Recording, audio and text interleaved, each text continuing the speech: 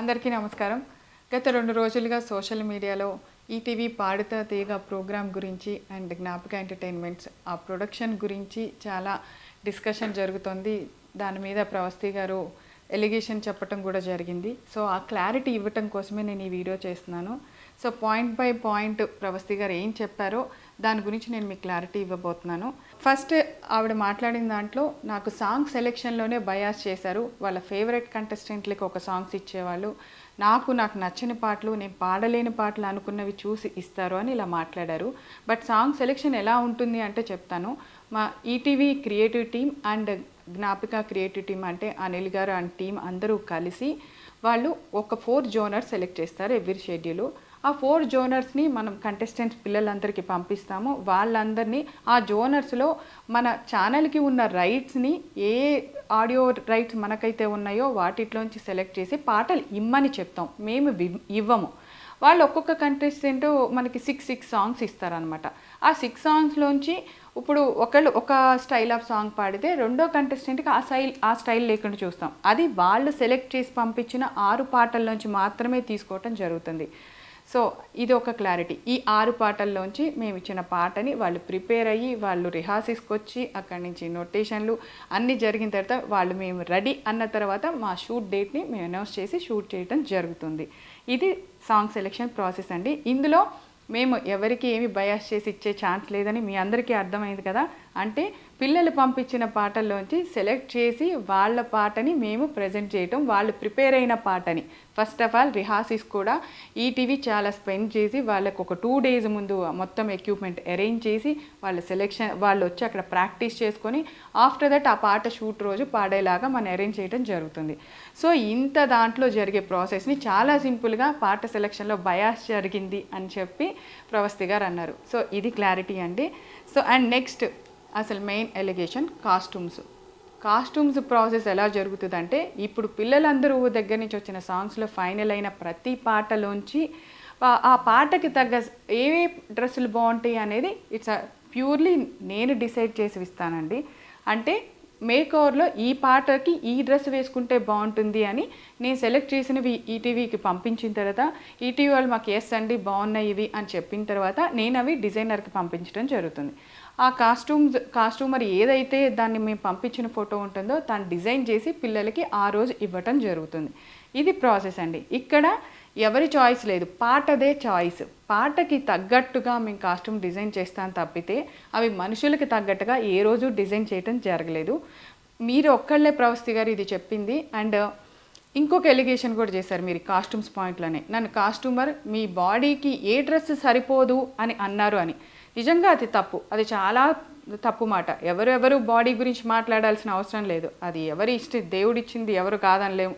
దానికి మనం ఒకళ్ళు కామెంట్ చేశారని మనం ఊరికే ఉండక్కర్లా, మీరు చెప్పచ్చు అందరికీ. కానీ మీరు ఇది ఎక్కడ చెప్పాలి, మీరు షూటింగ్ జరుగుతున్నప్పుడు సెట్లో అక్కడ నాకు కానీ షో డైరెక్టర్ అనిల్ గారికి కానీ అండ్ అక్కడ ఉన్న ఈటీవీ ప్రొడక్షన్ మేనేజర్కి కానీ మీరు చెప్పాలి. బాధ్యతగా ఉంటే, మీరు బాధపడి ఉంటే ఆ విషయంలో మీరు ఆ రోజు చెప్పకుండా ఈరోజు ఆఫ్టర్ ఎలిమినేషన్ వచ్చి నా బాడీ షేవింగ్ చేశారు, నన్ను ఈ డ్రెస్సులు వేసుకోమన్నారు, నన్ను ఇలాగే ఉండమన్నారు అని చెప్పారు.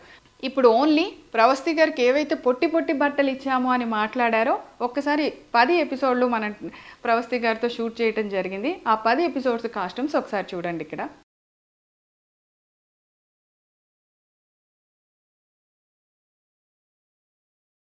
ఇందాక నేను కాస్ట్యూమ్ సెలెక్షన్ దగ్గర ప్యూర్గా నేను అనే మాట ఎందుకు వాడానో తెలుసా? ఈటీవీ ఇంత చిన్న విషయంలో కూడా ఎంత కేర్ తీసుకుందో చెప్పడానికి. ఆడపిల్లలు 7 ఉన్నారు, మగపిల్లలు 7 ఉన్నారు. సో ఆడపిల్లల కాస్ట్యూమ్స్ విషయంలో జాగ్రత్తలు ఒక ఆడపిల్ల తీసుకుంటుందనే విషయాన్ని కూడా వాళ్ళు కన్సిడర్ చేసి ఈ బాధ్యత నాకు అప్పచెప్పటం జరిగింది. సో ఇలాంటి బాడీ షేమింగ్ మాటలు, ఇలాంటి డ్రెస్సు ఇలా వేసుకో అలా వేసుకో అని మాట్లాడటానికి యాజ్ ఏ ఒక ఆడపిల్లగా నాకు కూడా మనస్సాక్షి ఉంది. అలా ఎప్పుడూ నేను మాట్లాడలేదు ప్రవస్తి గారు. సో మీ మనస్సాక్షికి తెలుసు అనుకుంటున్నాను ఆ విషయము. ఇప్పటి వరకు పాడుతా తీగ చరిత్రలో అట్లీస్ట్ ఒక స్లీవ్లెస్ అనే డ్రెస్ వేయటం కూడా జరగలేదండి. అది చెయ్యం మేము, ఎందుకంటే పాడుతా తీగకి ఒక హిస్టరీ ఉంది. ఏ ప్రోగ్రామ్కి లేనంత చరిత్ర ఆ ప్రోగ్రామ్కి ఉంది. దాన్ని ఎవరూ తక్కువ చేసుకోవాలని అనుకోము. అండ్ ఈటీవీ నాకు ఇచ్చిన ఈ అవకాశాన్ని నేను ఏ మాత్రము దాన్ని ఒక్క ఒక్క విషయంలో కూడా ఇలా ఉండమన్నమాట. పాడుతా తీగ షెడ్యూల్ అంటే మా టీం అందరూ ఎంత అలర్ట్‌గా ఉంటారో మాకు తెలుసు. అండ్ బాలు గారు ఉన్నప్పుడు చాలా బాగుంది. ఇప్పుడు ప్రొడక్షన్ రాగానే, ఇప్పుడు ఈ వీళ్ళు రాగానే చెడిపోయిందని ఒక ఎలిగేషన్ కూడా అన్నావమ్మా. మేము బాలు గారు ఉన్నప్పుడు కూడా జ్ఞాపక ఎంటర్టైన్మెంట్స్ ఆయనతో అసోసియేట్ అయ్యి కొన్ని సీజన్స్ చేయటం జరిగింది పాడుతా తీగ. అండ్ బాలు గారితో మేము స్వరాభిషేకం కూడా అసోసియేట్ అయ్యి చేయటం జరిగింది. సో బాలు గారితో మాకు ఒక అసోసియేషన్ ఉందమ్మా. ఆయన కూడా అనిల్ గారి డైరెక్షన్స్కి మార్కులు వేశారు, చాలా బాగుందన్నారు. ఆయనతోనూ మేము కలిసి పనిచేసాం. పాడుతా తీగ విలువలేంటో ఆయన మాకు నేర్పించారు, మేము చేసాము. అండ్ ఇంకొకటి ఫోర్త్ది జడ్జెస్ గురించి. అసలు జడ్జి అంటే అర్థం ఏంటి చెప్పండి? జడ్జి అనే వర్డ్కి మీనింగ్ ఏంటి? వాళ్ళు అక్కడ కూర్చుంది ఒక జడ్జి అనే స్థానంలో ఒక తీర్పు ఇచ్చిన తర్వాత దాన్ని అపోజ్ చేయటానికి నేనెవరు, మీరెవరు, ఇంకొకళ్ళు ఎవరు?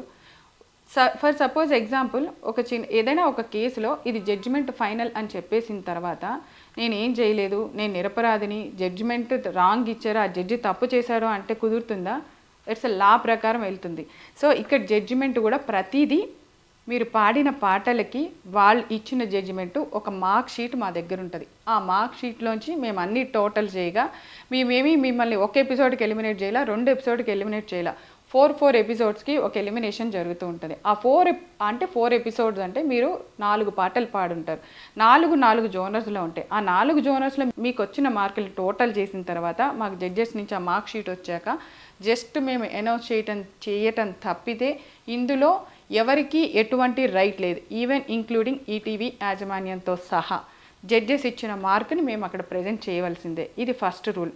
అండ్ మీరు అగ్రిమెంట్ రాసేటప్పుడు కూడా, మీరు సంతకం పెట్టేటప్పుడు కూడా జడ్జిమెంట్కి మేము గౌరవిస్తాము అనే పాయింట్ ఉంటుంది. అది చదువుకొని ఉంటే బాగుండేది ప్రవస్తి. మీకు అన్ని పాయింట్స్ మీరు అడిగిన, మీకు అనిపించిన, బాధగా అనిపించిన అన్ని పాయింట్స్ మీద బయట వాళ్ళకి అర్థం అవ్వాలి అని చెప్పి నేను క్లారిటీ ఇవ్వటం జరిగింది.